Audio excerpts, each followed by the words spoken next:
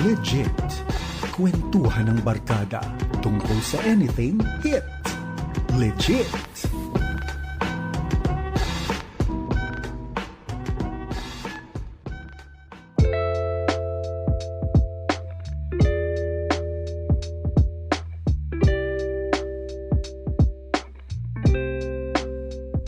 Magandang araw sa inyong mga kaagapay. Welcome po sa panibagong edisyon ng inyong paboritong programa tuwing Sunday. Siyempre, dito po yan sa 702 DZAS, FEBC, Radyo TV, Agapay ng Sambayanan. Kami po ang inyong kompanyon. Ako po si Kael Garcia. And Abcedee Ferrer. At masaya na naman kami kaagapay dahil kasama na naman namin kayo dito sa program kung saan ang kwentuhan ay hit. Ito ang Legit! Ayan. Talaga, no? Talagang tayo ang legit nakatandem nila every Sunday afternoon. At ang inyong nga pong DZAS, ang inyong go-to AM station, dito yan, sa buong Mega Manila. Kami po ang inyong makakasama sa loob po ng isang oras upang maghatid ng impormasyon at inspirasyon. At syempre, hindi po mawala dito yung kwentuhan na merong halakakan for sure. Totoo yan. At bukod sa ating radio, tayo ay napapanood sa ating Facebook and YouTube channel sa 702 DZAS FEBC Radyo TV page. At kaagapay, paki-like and share na po ang atin ongoing live at ipadaan nyo na dyan ang mga nais nyong makapanood. I-mention nyo na para maraming makapanood na ating program kasi nga relatable ang ating tatalakayin ngayong araw. Totoo yan, Abs, no? At aside sa mga platforms natin, ang ating programa din ay nasusubaybayan sa ating partner television network. Ito po ang GCTV, Signal Cable Channel 185. Kaya kung meron kang GCTV, i-press na po ang inyong remote at hanapin po ang Channel 185 para po may preference ka, may options ka para makapanood ng ating programa.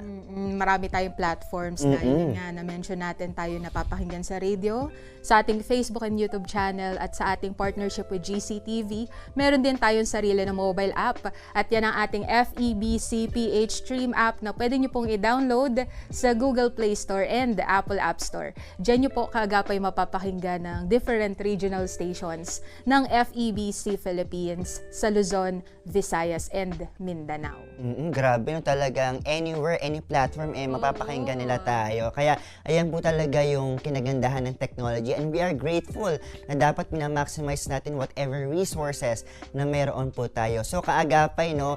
So, whether you are at home po or nasa mga biyahe po kayo, samahan niyo po kami, kasi nga, itong programa natin talagang laan para sa mga kabataan at syempre, doon sa merong young at heart din, di ba, Abs? Oo naman. At gaya ng lagi nating sinasabi dito sa Legit, legit na kasama natin sila every Sunday para maging kasama natin, talakayin at syempre dito natin pinag-uusapan lahat ng concerns ng ating mga kabataan at kahit yung mga young at heart, talagang makaka-relate sila sa ating pag-uusapan ngayong hapon. Dahil itong ang program na ito kinreate natin, diba? Para maging safe space para sa ating mga kaagapay.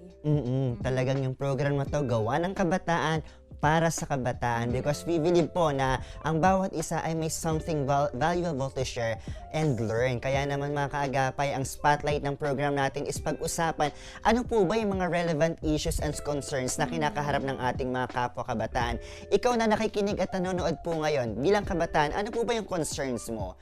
Pwede mong i-message sa amin para malay mo sa future episode ng ating programa, mapag-usapan po natin yan. Oo naman. Pero bago tayo dumako sa ating pag-uusapan, papahapyawan mo na ba ang pag-uusapan? Oo, para syempre merong patikim, di ba? Diba? Para ma-excite sila. Ma-excite, abangan talaga nila. Yes. Alam mo, this season, Abs, parang sa tingin natin, parang stagnant na yung buhay natin. Wala nang paglago, wala nang pag-usad. At yung kaagapay natin, ang tanong siguro niyan, ano nang next? What's next? Diba? So, minsan, yung growth mindset natin, minsan wala nang growth Oo. Nai-stuck na lang tayo because of the of the society, sa pressure, or even sa family, sa environment. At mamaya, yan yung sasagutin natin. Kasama yung ating, syempre, may naimbitahan tayo, Abs. Oo naman. At mamaya i-welcome na natin siya. Pero bago yan, kaagapay, magkakaroon muna tayo ng short break. At sa ating pagbabalik, i-welcome na natin ang ating makakasama ngayong hapon. Kaya naman kaagapay, huwag kang maglilipat ng istasyon. Magbabalik ang inyong program kung saan ang kwentuhan ay hit. Ito ang Legit! Ano ba ang pamanang iiwan ko? Pera? Bahay at lupa? Edukasyon? Malinis na pangalan?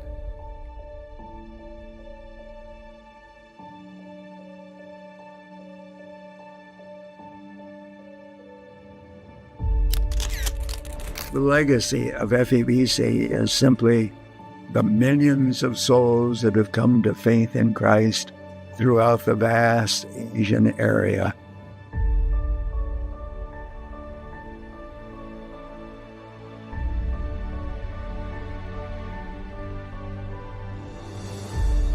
Over 76 years, FEBC Philippines has delivered to millions the message of life in Jesus Christ. In every era, we persevere in the work the Lord has given us to do. We explore new ways to meet the changes of our time and reach new generations of listeners.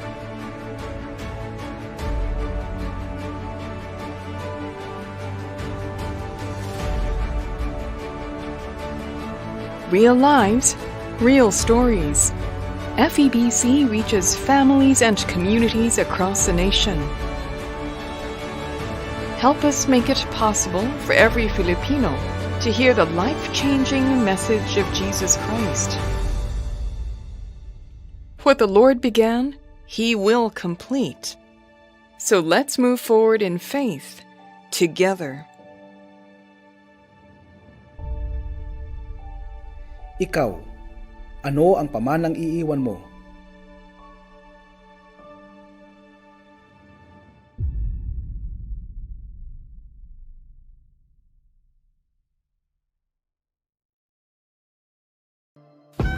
Legit.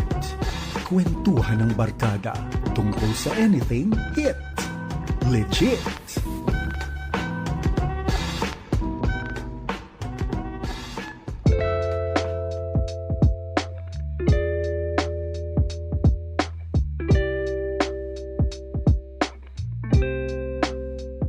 Back mga kaagapay at kayo po'y nakatunin pa rin dito sa 702 DZAS FEBC Radyo TV Agapay ng Sambayanan. Kami po ay member ng KBP at yan po ang kapisanan ng mga broadcaster ng Pilipinas. At ito nga po ang program kung saan ang kwentuhan ay hit. Ito ang Legit! At kasama nyo pa rin po kami, Abcedee Ferrer. Ito naman po si Kael Garcia at mga kaagapay, patuloy po na mag-comment po ng inyong mga greetings or mga prayer requests o kaya mga natututunan nyo sa ating programa. At syempre, huwag kalimutan na itag and share po yung ating programa para syempre, hindi lang ikaw yung makapanood pero maging yung mga friends mo sa Facebook or yung ibang circle of influence mo. Kaagapay, ito na nga yung exciting part ng ating programa. Kasi napahapyawan natin kanina, Abs, yung about sa growth mindset. Yes. At syempre, may naimbitahan po tayo dito na talagang magiging ate natin na makakatuwang po natin sa ating pag-uusap about sa topic po natin. Siya po ay isang senior pastor ng Hope Family Ministry. So isa rin po siyang inspirational speaker na nagtapos po sa Asian Seminary of Christian Ministries na may degree po ng Bachelor of Arts in Theology and currently, siya po ay nagtitake ng Masters of Divinity. So part din po siya ng non-government organization gaya po ng Puso Movement at President ng Touch Campus sa Imus. Okay mga kaagapay, sama-sama po nating i-welcome ang ating pong kaibigan, kaagapay ang ating ate dito sa ating programa, si Ate Krizzia Kate Yuzon. Hello po, Ate Krizzia. Hello po, magandang araw sa ating lahat. Magandang araw, Ate Krizzia. Pwede mong i-shout out yung mga friends, family, at yung mga supporters mo. Yes, so sino-shout out ko po ang Hope Family Ministries. Ayan po, lahat po ng mga ating members at lahat po ng mga sumusubaybay sa ating ministries po. Ayan, sa ating ministries all over the Philippines. Wow, all over the Philippines. Yes. Siyempre, ang aking mga magulang, aking mga Hope Group at aking mga dinidisciple po. At ayan, binabati ko po kayong lahat. Ate Krizzia, kumusta ka today? Today, I am very excited actually. Sobrang excited and maraming ganap for the whole week. Actually, for how many months na. Pero every time na may gagawin ka pala for the Lord, talagang lagi kang excited. At syempre, excited din tayo. Syempre today, naman. Diba? At syempre, kanina nga napahapyawan na ni Kael ang pag-uusapan natin today about growth mindset. Kasi nga, diba, lahat ng tao gusto magkaroon ng growth sa iba't ibang aspeto ng life nila. Pero, Ate Krizzia, ano ba yung sinasabing growth mindset? Growth mindset, ito yung mga part ng buhay mo na ready ka na to get out of your comfort zone. Kasi there is no growth inside our comfort zone. No? So growth mindset, you're willing to change for the better. You're willing to change for the good of others then. No? And growth mindset, you are matured enough to accept changes in your life. And for sure, ikaw mismo, madami ka nang nag-step out ka na doon sa mga comfort zone mo. Yes, At sa mga tingin mo, ready ka. 155. So, specific numbers. Gusto ko yung mga ganyan. 155, napaglabas na ng... Yun. Yes. Gusto natin very detailed. Hindi ko kinaya yun. Pero thankful kami kasi talagang ang ganda na explanation ni Ate Krizzia ng Abs, no? At syempre, eto Ate Krizzia, no? Sa tingin mo, ano ba yung magiging epekto ng kapag yung isang tao, merong fixed mindset, yung ayaw niyang mag-grow? Yung ayaw mag-grow, yun naman yung ayaw mabuhay. Yung nakasanayan na ang lahat. Siguro yung taong ayaw mag-grow, takot siya sa changes. No? So, doon siya sa routinary, lahat. Or even that person, we cannot judge that the person naman na parang, ano ka ba naman, ayaw mo pa rin maging mature sa buhay mo. 40 years old ka na, ayaw mo pa rin mag-grow. But siguro having a fixed mindset also is, hindi rin siya kasalanan ng isang tao. Siguro, there should be people who are willing to really educate and encourage that there is beauty in having growth outside of your comfort zone. Sa tingin mo, ano yung nag-hold back sa kanila? Bakit ayaw nilang mag-grow, ayaw nilang mag-move? Lalo sa generation na to, fear of change, fear of judgment. Na nakasanayan ko na ito. Kasi pag nagbago ako, baka kung anong sabihin ng ibang tao. Baka pag nagbago ako, baka pag may nagbago sa akin, hindi ko rin makayanan yung magiging environment ko, hindi ko rin makakayanan kung ano yung magiging response ko. So nandun sila sa fix na yun. Kasi sabi nga, if you're fixated in one thing, ibig sabihin ay you are having fear. Diba? So kung ayaw mo ng change, may fear. So, I think in this generation, they have a lot of fear that na kailangan ma-overcome. Kasi growth, kailangan walang kang fear dyan eh. Sa growth, kailangan mo dyan ng, you have to be a risk taker. Kasi hindi mo alam kung mag-grow ba ako o hindi ito. Pero okay lang yan. Di ba? Wala namang mawawala kung itatry. Yes. So, having a fixed mindset, you have actually fear. And not just fear of change, fear of accepting yourself din. Yes. So, ayan. Sobrang totoo yung sinabi ni Ate Krizzia, no? Na yung, especially in generation ngayon, sobrang daming fear, especially yung takot sila sa pagbabago. Na parang meron silang mga pinagdadaanan na kunwari, ayaw nila reluctant sila sa change, na parang iniisip nila, ayoko, dito lang ako, hanggang dito lang ako, ito lang yung kaya ko. So isa yun sa mga nag-hold back sa kanila para sa growth dapat na tinatahak na nila ngayon. Pero sa'yo, Ate Krizzia, gaano ba ka-importante yung pagkakaroon ng growth mindset sa personal and professional development ng isang tao? At bakit? Sobrang importante siya kasi imaginein mo, 30 years old ka na pero nandun ka pa rin sa 5 years old mo. So you cannot drag your young self into your present self, diba? So, importante mag-grow sa buhay, sa work, even sa studies. Yes. Diba? Importante kasi nasa growth kasi yung makikita mo yung pagiging significant mo, especially sa time mo ngayon. And without growth talaga in our lives, you can never discover your purpose. And that's why people are fixated na eto na lang ako kasi hindi ko naman alam yung purpose ko. Diba? So, when you learn how to grow, then you will learn, eto pala yung purpose. Kaya pala nangyari ito. So, lumalawak din yung pag-uunawa at pag-intindi mo sa mga nangyayari sa'yo.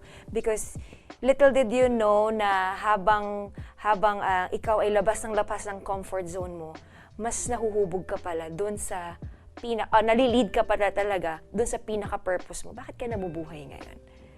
And growth is inevitable. Yes. Diba? Nakakita na po ba tayo ng 40 years old? Pero gumagapang pa din. Diba? Parang ang hirap naman nun, diba? But there's always beauty in growth. But growth is going to be messy. Yeah. It is messy, it is painful, it is hard, yet very rewarding. At sabi mo, Ate Krizzia, na may beauty sa growth. And when you find out your purpose, talagang mas nagkakaroon ka ng, kumbaga, isa siyang malaking puzzle piece na kailangan mong ilagay yung sarili mo doon para makita mo yung buong masterpiece. At sa tingin mo, during your more than, I think, 3 decades of life, ano sa tingin mo yung naging purpose mo?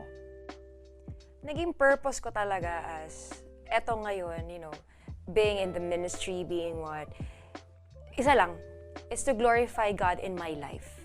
Kasi isa ako sa mga kabataan na hindi ko alam yung purpose ko eh. Kasi pag hindi mo alam yung purpose mo at fixated ka lang sa isang bagay na okay, ito lang, mabubuhay lang ako, gigising na naman ako, madali sa'yo magpakamatay. Madali sa'yo sumuko. Madali sa'yo mag-let go ng mga bagay na mga mahahalaga sa'yo. And I grew up not knowing my purpose.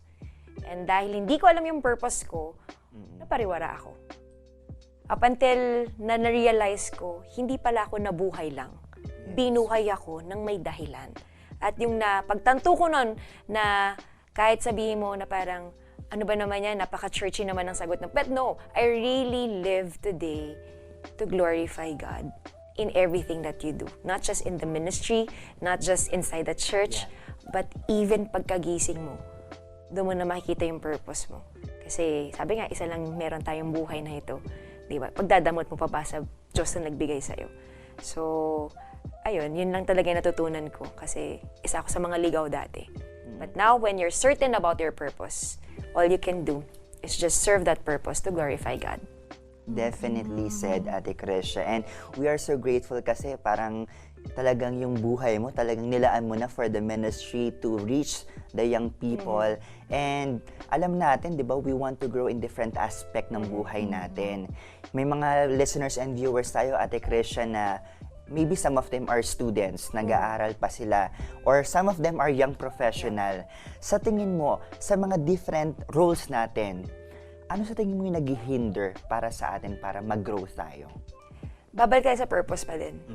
Kasi kahit sabihin mo, no matter how successful you may be, no matter how many achievements you can have, unless you find the real meaning of life and your purpose, it will hinder you eh.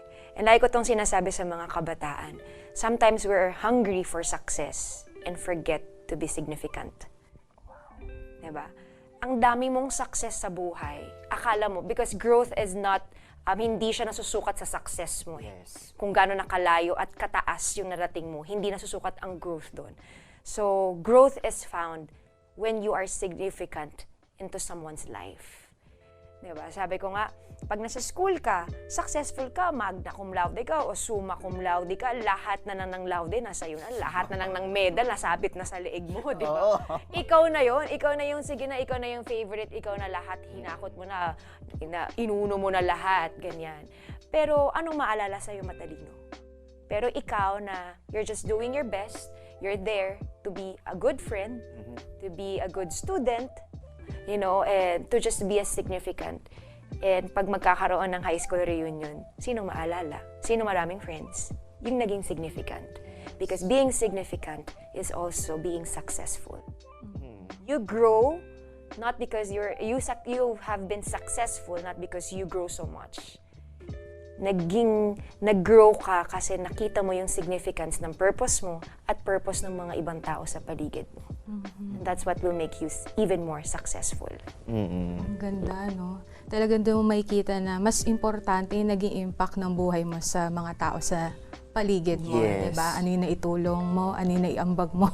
Kasi yung medal, kakalawangin lang yan, di ba? Display mo lang siya, kakagatin mo lang at di ba? For the picture lang siya. So, wala. Memory ka lang, pero hindi ka nang gusto samahan ng ibang tao. Yes. Pero Ate Krizzia, 'di ba na-mention mo na ang dami mo pinagdaanan before mo natagpuan yung purpose mo, Yeah. before mo na-realize yung purpose mo. Para sa'yo, paano ba i-overcome yung mga pinagdadaanan nating self-doubt o fear of failure bago tayo mag-grow at para mahanap natin yung purpose natin? So to overcome fear, to overcome anxiety, to overcome insecurities, number one, you always have to acknowledge. Because you cannot overcome something if you keep on denying it. So acknowledge mo na, okay, insecure pala ako sa bagay na ito. Okay, mahina pala ako dito. So every time you acknowledge it, hindi ka nilalamon nun. Diba? Kasi iba yung embracing sa acknowledging.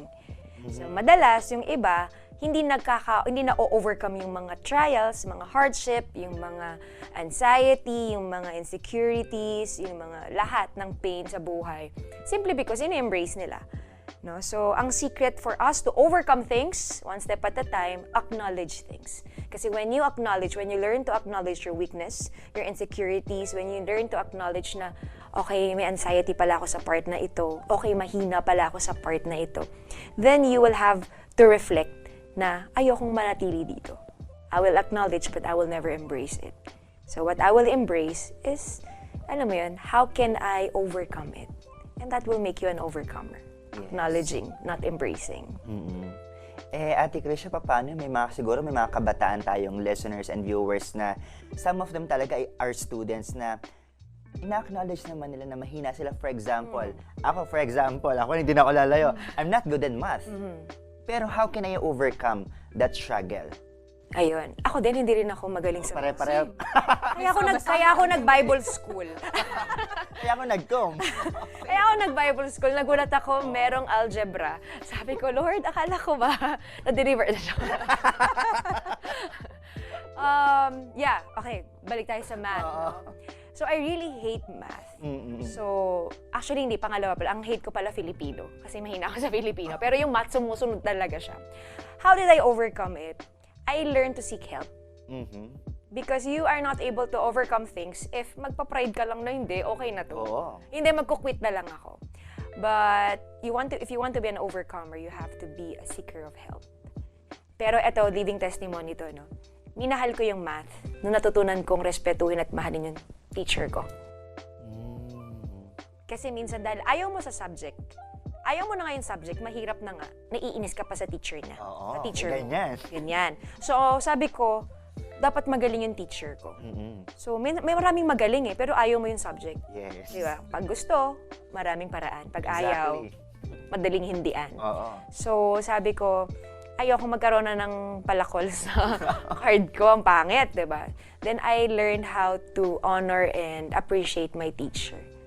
So, nung na-enjoy ko na, nung nagbi-build na, building relationship with my teacher, hindi pagsisipta.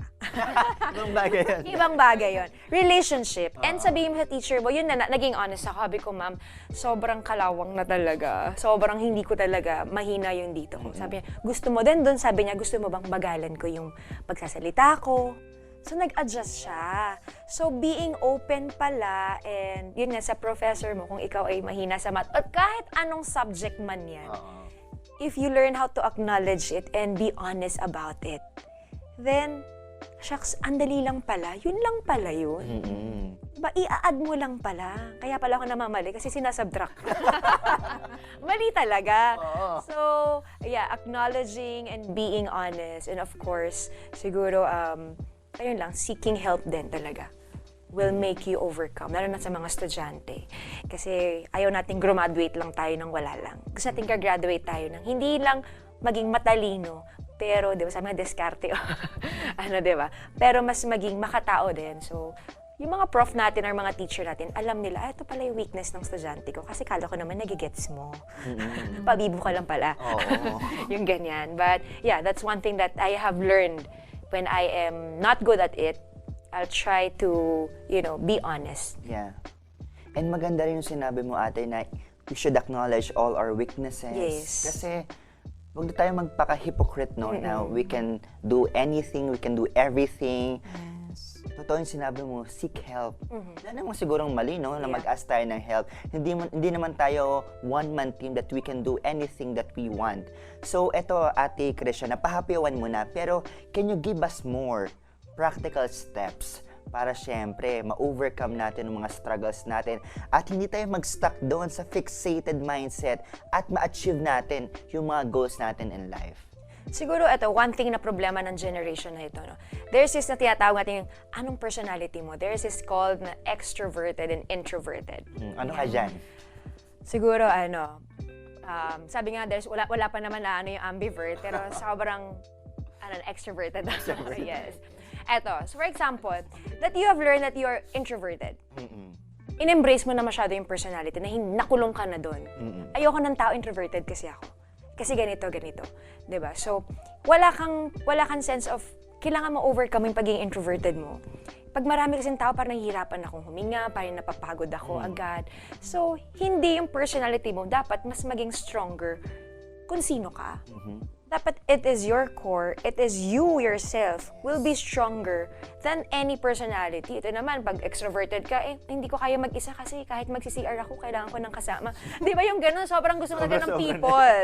Sobra naman. Di ba? At for sure, makaka-relate ang ating mga kabataan dyan. Lalo nung high school, ewan ko sinong time ko talaga pag high school, ma'am, CR po kami, apat kami. Anong ginagawa? Teamwork. Oo. Natutulungan ba kayo doon? Nag-gymnastic ba kayo doon? Yeah. And ganun din naman, no?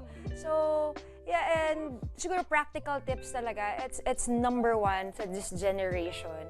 Yun nga, first is acknowledge. Yes. Acknowledge all your weaknesses, even your strength. Yes. And identify.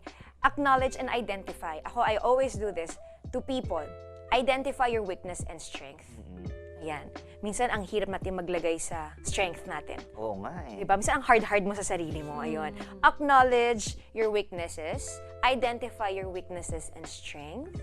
Ayan. And practical sa atin for us to learn how to grow then in life. Learn to affirm yourself. Learn to affirm. You know, in inner healing or in Christian counseling that I have been going through and I've been doing din sa maraming learn to tap yourself. Diba? Tap mo yung self mo na parang, you have done this, say mo self, good job. Affirm. Nabubuhat ka naman sa sarili mong bangko? Hindi. Why do you have to affirm yourself? Sa mga nanood po sa atin, even if you're a young professional, even if you're a student, learn to affirm yourself first so that you will beg for affirmation sa ibang tao. Di ba minsan ginawa mo yung best mo, tapos nung piniresent mo, kamusta po? Sakto lang. Diba? Ang sakit nun. Pero ikaw, ginawa mo yung best mo. Alam mong ginawa mo yung best mo. Tapos tinapik mo yung sarili mo. Alam mo, self, I'm proud of you. You did a great job. Diba? And yun yung kulang sa ating, especially Filipino culture. We are not into affirming ourselves, nor to affirming other people. Kasi hindi natin natanggap yun. At hindi natin kultura yun. But, in a practical tip, you can start it to yourself. You cannot give to anyone na hindi mo naman natatanggap. So, bago ka magbigay ng affirmation sa iba, make sure puno ka ng affirmation from the Lord at saka sa sarili mo. And alam mo, Ate Krizzia, speaking of Filipino culture, minsan dyan talaga tayo nagkaka-problem. Kasi even that if we want to grow personally, di ba nauso nga sa atin yung crab mentality? Yes. Imbes na mag-grow tayo, hahatakin pa tayo. What can you say on that? Crab mentality, kasi nga, yung mga future generations natin, hindi naman tayo tinuruan na maging success. Hindi tayo tinuruan na maging masaya ka dun sa kapwa mo. Pag nakikita mo nagiging successful, dapat ikaw din o kaya hilahin mo siya para ikaw yung mauna. So, crab mentality is not a good culture. Yun yung dapat tuldukan ngayon. And na nakikita ko naman, in fairness naman sa Gen Z, ay mas nagtutulungan ng bawat isa. Unless, pasukan sila ng insecurity. Pero, very seldom na lang nakikita ko na may crab mentality sa generation na ito. Meron pa rin crab mentality sa mga past generation na nakasanayan nila yun. Parang, pwedeng nakasanayan o pwedeng hindi naman nila alam na mali yun. Yes. Iba kasi yun eh. Diba? Minsan hindi ka aware. Akala mo kasi tama kasi wala namang tumatama sa'yo. Wala naman nagko-correct sa'yo. Kaya akala mo, tama lang din yun. Kaya, ayun. So, we are not into affirmation because what we do, Filipino culture, punahin ang mali kesa makita yung tama. Kaya, practical tips, imbes na makita mo yung mali sa sarili mo at sa iba, hanapan mo kahit yung katuldok na tama. Kasi mapapalitan nun lahat ng kamalian na nakikita mo. Diba, kaya mo lang naman nakikita ang mali kasi iinis ka talaga. Hahanapan mo talaga. Ay, tingnan mo yung buhok na naman niya. Lahat na lang Lahat na lang, na no? bagay na Nakita. hindi naman consider. And lastly, no, in this generation, practical tips. Learn to be excellent rather than being perfect. Yes. Kasi maraming perfectionist at alam ng mga, siguro ng mga ating young professional and even students. If you are achiever, ikaw kailangan may maintain kang grade, kailangan perfectionist. Kasi, the root of being perfectionist is pride. Kasi bawal magkamali. At pag nagkamali, pag nag-fail, sasaktan mo yung sarili mo, madidepress ka, sasaktan mo yung ibang tao. Pero yung excellence, this is what I love, between perfection and excellence. Excellence kasi, the root of excellence is grace. Sa excellence, it's okay to fail. Because when you fail today, you can make it better tomorrow. Yes. Hanggang maging excellent siya. So, sa mga achiever at sa mga young professional na sa tingin mo na dapat sa trabaho mo kailangan perpekto, kailangan pulido, mapapagod ka dyan. Pero pag yung time na you are open for failure, pero hindi naman lagi kang fail ng fail. Yun na lang pala. Parang lagi na lang yun. Parang puro fail. Hindi kasi ito yung grace talaga. Kailangan may grace naman talaga. Inabuso eh. Hindi. Siguro hanggang 3 lang. Pag lumagpas ka, wala na talaga. Okay, so ayun siya. When you fail, learn from your failure and then do it again. And when you do it and you learn from it, then you hanggang ma-reach mo yung excellent point na yun. Then, you can be a better person. Then that's what you say, growth. May growth doon. Sa excellence, may growth. Sa perfection, walang growth. Wala na. Yun yung fixated. Siguro ngayon natin, Yeah. sa perfection, fixated ka na. Kasi kontrolado mo na. Yes. Sa excellence, may growth kasi hindi mo control. Pero willing kang gawin siya for the better. Ayun. Gaya nga nung may kasabihan nga, growth is not linear. Diba? Yes. Hindi lang siya ganun patag lang. Ganun Marami din. kang pagdadaan ng Yes. hills and valleys. Dahil, na-mention na rin kanina yung about crab mentality.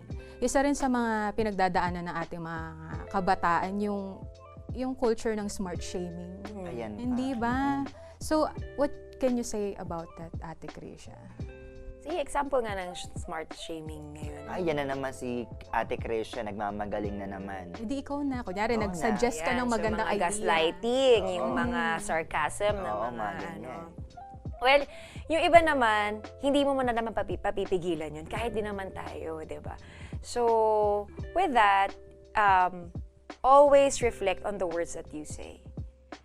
So, sa mga kabataan ngayon, madali na lang na parang, ikaw yung magaling, ikaw naman yung favorite, di ba? Ikaw yung... Well, hindi naman siya bago. Oo. Ganun naman na siya before. However, eto naman, hindi mo kasi, inevitable kasi ang smart shaming. Nasa response yan nung sinishame. It's not always on the person who shames other person. It's on the responder. Kung sino yung sinishame. Ngayon, dahil ikaw yung parang, di ikaw na yung magaling, ikaw na yung ganyan. So, paano ka mag-respond? Tatahimik ka lang ba? Hindi. So, sige, hayaan mo lang siya. Pag nalabas niya, tapos ka nang i-shame ako? Nakasama. But it's always good to talk to that person. Yes. Na na-offend ka, diba? Kasi minsan pag na-offend ka din, kay gaganti, ako naman. Pag may time, ako naman. So, the cycle and the pattern does not end. Diba? For you to cut that pattern, to end that smart shaming culture o yung trending ba yan ngayon or anything, it has to end with you by addressing the issue. So, responder yung doon. Kasi minsan naman, sinasmart shame na wala na, inaano na siya, binubuli na. Pero, okay lang, tahimik lang siya. Iiyak na lang, tapos mag-run sa social media, papahiyain, di pare-pareho lang din siya. So, walang nananalo pag hindi nagko-confront. So, di ba may tinatawag na carefrontation? Yes, Ayan siya. Ay, ang ganda nun carefrontation. Di ba? You may care ka, you confront because you care. Yeah. Not just to the person, but even dun sa relationship na meron kayo.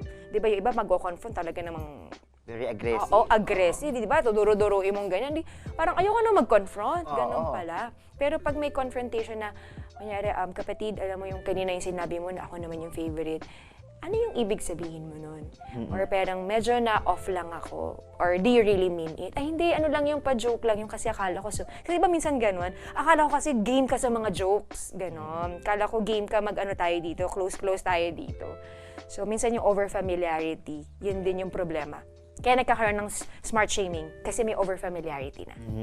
So for us to kill that over-familiarity, kasi over-familiarity leads to disrespect. So kailangan, ano pa rin tayo, balance pa rin tayo. Yeah. Diba? So tayo, pag magkaka-work, work. Pero pag mag-lunch out, sige pa tayo magbardagulan dito, diba? Pero pag work tayo. Hindi tayo pwedeng magbardagulan dito na habang nag-work, diba? So that's what you call na ilulugar mo yung sarili mo. Ayan. Yan siya. At saka, no, Oo. Abs, no, siguro if you will look on the other side, no, kunwari, ini-smart shame, uy, eto na naman, nagmamagal, ito na naman si matalino. Sabihin na, uy, thank you, napansin mo matalino. Yes, diba? Diba? Oo, Parang yung response mo rin. Diba? Oo, totoo yan. Acknowledge niya. Yes. Knowledge na matalino.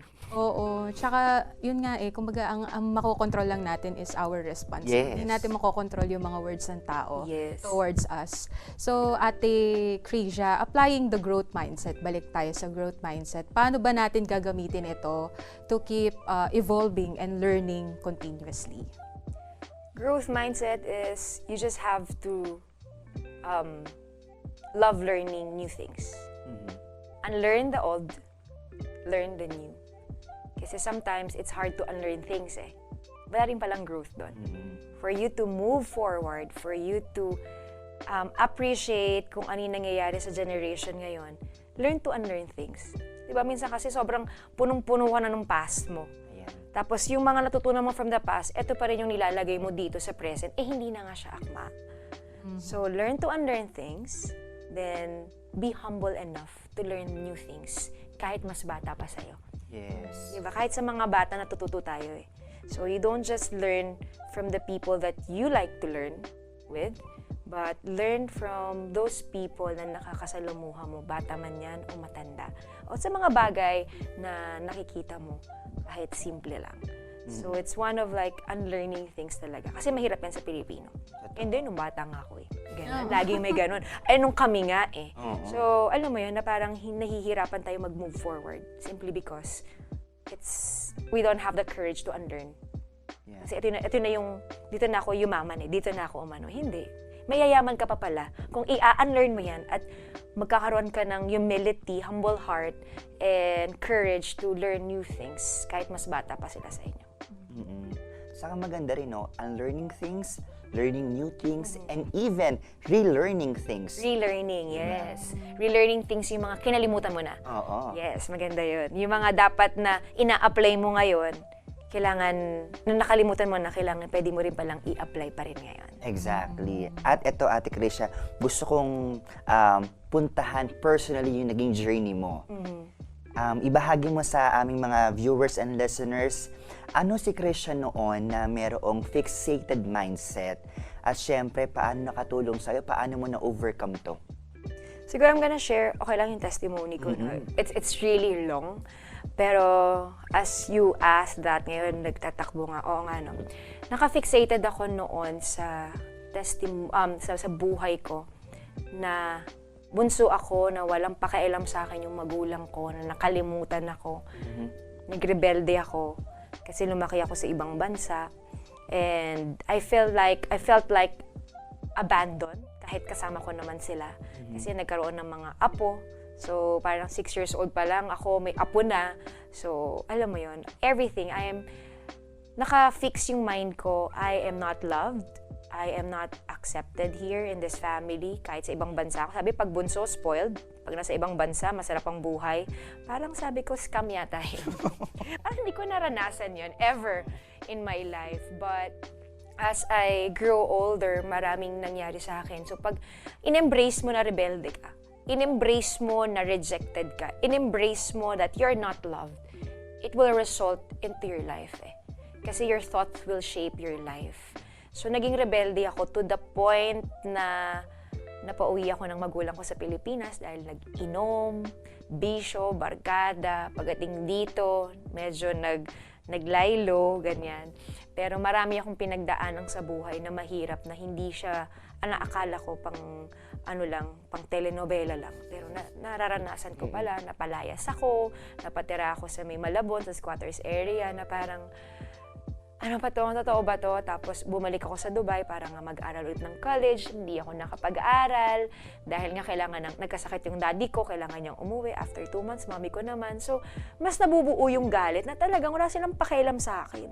Kasi hindi po nakatapos yung mga kapatid ko ng pag-aaral. So, I want to thrive in studying. No, ako gusto ko mag-aral. But you know what? At the age of 16, nagkatrabaho ako. Na kailangan ko daw lakawakan yung pag-iisip ko kasi ganito, ganyan. So, nag-part-time ako sa Dubai, nagtrabaho ako doon, nabuhay ako ng as if totoong OFW and all. I have embraced then that I felt like hindi naman naging significant yung buhay ko dito. And what happened, napariwara siya. Napunta ako sa iba't ibang barkada. And because I am fixated to that no one loves me, tumalikod din ako sa Panginoon noon. Napariwara ako, barkada, alak, bisyo yan, ganyan. Up until the day na kailangan na pala ng pagbabago. Eto kwento ko. Hindi ko ito nakukwento talaga testimony. This is January 2012. So, gabi-gabi akong umiinom. 2 packs of cigarette a day. Stress ka, masaya ka pagkasama at kaibigan mo, pero pag mag-isa ka na lang, totoo yun, parang may vacuum na parang gusto mong sumigaw. Diba? So, parang ang dilim-dilim. Kahit kakagaling mo lang ng bar, alam mo yun, nilaklak mo na lahat ng alak, pero at the end of the day, wala, malungkot ka pa din. So, may void talaga. I knew naman what is missing. I knew it. Pero ayoko. Alam ko kung sino yung kulang. Pero ayoko. Bakit? Nag-i-enjoy ako dito eh. Kasi parang may tampo ka rin sa Lord na parang napabayaan talaga. Parang wala na nagmamahal sa akin. Up until January 2012, sabi ko sa mga friends ko, parang gusto ko nang magbago. Kasi pag gusto mo nang magbago, you want to grow, di ba? Parang ayoko nang uminom, parang ayoko nang ganito. That was first week of January. Little did I know, January 29, 2011, that is the turning point of my life na I cannot say it's, siguro doon nag-grow ako as a person in my faith. Kasi doon na January 29, 2011, to make all the long story short, ay ako nalagyan ng droga sa aking inumin at ako ay na-sexually abused. So, ng Pilipino. No? So, marami yan and hindi ko pinagmamalaki yun na ako ay na-sexually abused, ganyan. So, and it's only by the grace of God. Pag uwi ko, I attempted suicide but hindi hinayaan ng Panginoon. And as I learn how to live my life, living my life, moving forward with God, hindi ako nag-grow in character muna. Nag-grow ako in faith. Because as a victim, hahanap ka ng simpatsya. Pero I found peace, I found healing, I found na ang pagbuo sa akin ay sa Panginoon pa din. And one of evidence that I grew in faith, I was able to forgive my offender, the one who sexually abused me. Pero nagsampa na ako ng kaso, so wala na, hindi ko na siya pwedeng maatras. So to make all this long story short, marami akong pinagdaanan. To the point na nagsampa ako ng kaso, after ilang months, nabaliktad ako kasi bilang ganti nila. So ang sabi, ako ay a prostitute. So ako po ay nakulong din sa Dubai. So marami pong nangyari and kaya ako nandito sa Pilipinas kasi ako po ay nakulong at na-deport. And with all those things, tama yun, sabi nyo, di ba? Sabi ko 155 ang aking paglabas sa comfort zone. Because growth is never found inside the comfort zone. Friends, bisyo, insecurities, galit, rebelliousness, harden of heart has been my comfort zone. Dubai, UAE has been my comfort zone. Ilalabas ka at ilalabas ang Panginoon sa comfort zone mo. Kasi nga, like ko sinasabi, inside and outside of your comfort zone, God remains to be the same. But the moment you get out of your comfort zone, you will never be the same again. Kaya yung paglabas ka ng comfort zone, nakulong ako, but that's one of the best experiences of my life. Kasi sa loob ng kulungan, doon ko talaga totoong natagpuan yung purpose ko. And pag-uwi ko sa Pilipinas, ayun po, nagtuloy-tuloy na, and who would have thought that a messy life can be a beautiful message even to this generation, you know, that who are being abused sexually, who are being, lahat na victim ka, nagpakamatay ka na, lahat na ng mga kabarkada mo, iniwan ka sa ere ng barkada mo, binaliktad ka na, lahat na. And hindi pala sayang yung mga pinagdaanan ko. Kaya, and right now, I cannot say that I grew so much. I'm still growing in the grace of God. And the growth shouldn't be high. Growth should be deep. Kasi the deeper growth you are, the higher that you can reach, you know, to glorify God, especially sa ating mga nanonood. Kaya, ayun po. Ay, nagulat na kayo na. I was really in awe. Kaka-speechless, witnessing. Grabe. Oo, ako din sobrang wala. Pero ang masasabi ko lang talaga is walang nasayang sa lahat ng pinagdaanan mo, Ate Krizzia.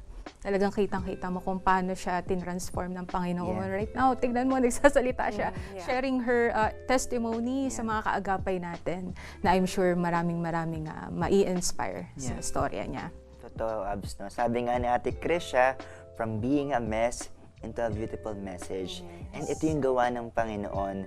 From being a fixated mindset, na sabi niya before, madaming vices. Pero, tignan nyo naman, parang walang nangyari, no? Parang hindi 2 packs. Parang hindi 155 yun. Yes. 156 na ngayon.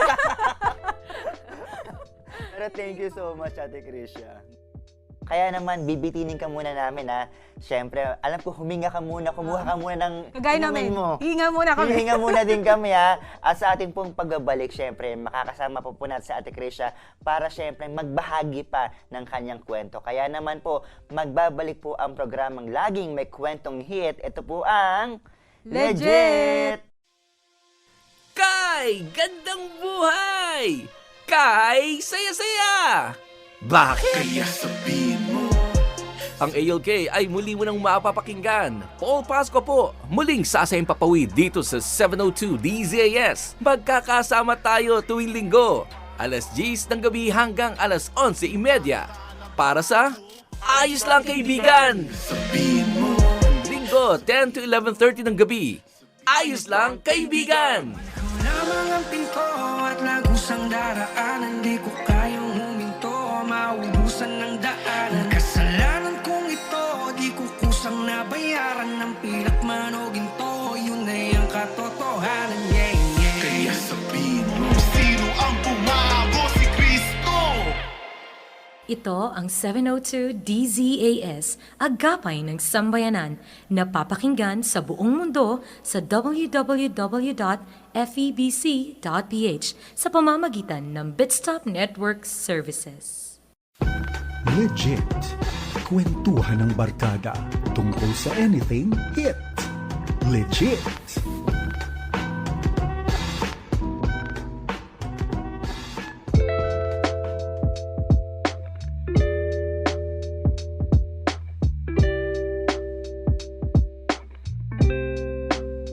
Kaagapay, you are still tuning in dito sa 702 DZAS FEBC Radio TV, agapay ng sambayanan. At ito pa rin po ang programang laging may kwentong hit. Ito po ang Legit! Ako po ang inyong companion, Kael Garcia. At nawa kaagapay, madami ka nang natututunan sa ating programa. Grabe no, Abs, no? Napaka-inspiring ng kwento ni Ate Krizzia. Totoo yan. At nasa huling segment na tayo na ating Bilis nga program. Hindi na natin namalayan. Dahil sa sobrang grabing kwento ni Ate Krizzia about sa life niya. At tunay nga napakabuti ng Panginoon. Oo. Kung paano siya dinala ngayon, kung nasan siya ngayon. True. Hindi ba? So, Ate Krizzia, as we end, ano ba yung advice na may bibigay mo sa ating mga kaagapay at listeners about cultivating growth mindset? So, paano ba natin to makikreate, paano tayo makaka-create ng environment that nurtures and supports it? So, sa mga nanonood sa atin, syempre, babalik lang tayo sa huwag kang, do not be afraid to grow. Because sabi ko nga kanina na growing could be messy, growing could be painful, growing could be bloody. But at the end of the day, when you grow, sabi ko nga, di ba, don't just grow higher, grow deeper. Kasi pag naging deep, magiging solid yung puso mo, magiging solid yung character mo, magiging solid yung relasyon mo sa Panginoon at relasyon mo sa tao. Because, this generation, risk-taker ang generation na ito. Diba? Risk-taker. Kaya, huwag ka naman sumobra maging risk-taker. Be a vision-driven person. Because a person who is willing to embrace this growth mindset is a visionary. And not just visionary, you're also certain dun sa purpose mo kung bakit ka ba talaga nabubuhay dito. Lalago ka ba para kay Nino? Huwag kang lumago para sa iba. Lumago ka para sa sarili mo. Para yung mga iba maapektuhan ng paglago mo. Na hindi mo napipilitin yung iba, kailangan mag-grow kayo. Hindi. Because seeing you growing will inspire them to grow too. So, yan sa mga hindi madaling mag-grow, hindi madaling pumasok at i-embrace ang growth mindset. Pero it always takes courage, humility, and willingness to have this mindset. And for sure, ngayon pa lang, iniisip mo pa lang at pinapanood mo pa lang to, reflect. Reflect on the things, identify the things na sa tingin mo gusto mong mag-grow doon. At pag naisulat mo yan, there's power in writing. Di ba? So pag naisulat mo yan, reflect on it, pray about it, then decide acting on it. Kasi without action, it's just a dream. Di ba? It's just, wala lang siya. So decide, act on it, and you will see from glory to glory, you will be changed. Ayan nga, from strength to strength. Ayun na. Alam mo, Ate Krizzia, you have shared a lot sa amin at personally, kami ni Abs, madami kong natutunan sa'yo. Parang gusto na natin mag-grow agad-agad. Oh, now na. Now na. Nasa dami ng learnings. At syempre, kaagapay, i-share mo naman sa amin through the comment section, ano yung mga natututunan mo kay Ate Krizzia sa kanyang mga sinabi about sa growth mindset. Pwede ka din mag-share ng iyong mga personal story and we are happy na mabasa yan. At bago ka namin pakawalan, Ate Krizzia, sabi mo, malaya ka na, no? Bago ka namin pakawalan pa, paano ka ba makukontak, reach out ng ating mga listeners and viewers na syempre gusto ring ma-inspire sa kwento mo? Baka may mga social platforms ka. Yes po. So, ako po ay always available po sa aking personal, kasi may page ako, pero doon na sa personal, no? You can message me, you can PM me. Sa TikTok, I have TikTok din. Sa TikTok po ay dyan din po tayo. Meron actually akong dati at gusto kong buhayin siya ngayon. So, kinocompose ko lang talaga itong sarili ko. Madaling araw, kung gising ka ng alas 2:30 ng madaling araw hanggang alas 5, yan, ako yung magiging kausap mo. Because, I've been helping people who are anxious, who are depressed during that moment. Sa TikTok live po yun, no? And even sa Instagram din po, you can PM, you can DM, lahat. Alam niyo po, ito share ko lang, no? Kung wala kang kausap, at kung gusto mo lang na may makikinig / magbabasa ng rant mo, marami na pong gumawa niyan sa inbox ko. So, very priceless ang aking inbox kasi maraming storya ng kabiguan, maraming storya ng himala na nandoon. Na minsan gayang kahaba, ayan. Pero ang reply ko lang, tapos, gano'n lang siya. Sabi na, ang haba nung tapos. Why? Because, ito po, as bago niyo akong pakawalan, because I am an ate to everyone, to someone who does not give advice, but I give assurance that I'm willing to listen / read all your long message, rants, and assurance to pray for you and pray with you until na dumating ka sa point na sinabi mo, healed na ako. Alam mo yan. So, that's what I do. I give assurance. Kasi yung advice, miski ako mahihirapan gawin yun eh. Pero yung assurance, hindi siya mahirap ibigay. Di ba? And that's what we should do right now. So you can contact me there kung may mga questions kayo. Kung meron kayong parehong storya at gusto nyo rin parang, ate, paano ako makakalaya, paano ako makakapagpatawad, paano ako mag-grow sa aspeto ng buhay ko nito, just PM me. PM is the key. Oo. At kaagapay, gawin mo yung sinabi ni Ate Krizzia at for sure makakatulong siya sa inyo. Kasi sa ating ng programa, nakatulong siya. What more personally sa'yo? Kaya naman mag-comment na, i-share pa rin itong programa natin at patuloy nga na mag-comment ng inyong mga takeaway sa ating programa. At syempre, nagpapasalamat tayo sa mga kaagapay nating nanood at sumama dito sa ating episode for Legit. At syempre, nagpapasalamat tayo sa mga umagapay sa atin, sa ating broadcast, sa ating production technician, ganyan din sa ating RTV team, sa ating interns. Ayan, salamat sa paggagapay nyo at sa ating Bukawi Transmitter site team. Thank you so much po sa paggagapay nyo. At syempre, kaagapay, ako po si Kael Garcia. Don't have a fixated mindset, but syempre, i-goal po natin na magkaroon po tayo ng growth mindset. Yes, at magkita-kita po ulit tayo next week, same time, same station, dito lang sa inyong program kung saan ang kwentuhan ay hit. Ito ang Legit! Bye! Legit. Kwentuhan ng barkada tungkol sa anything hit. Legit.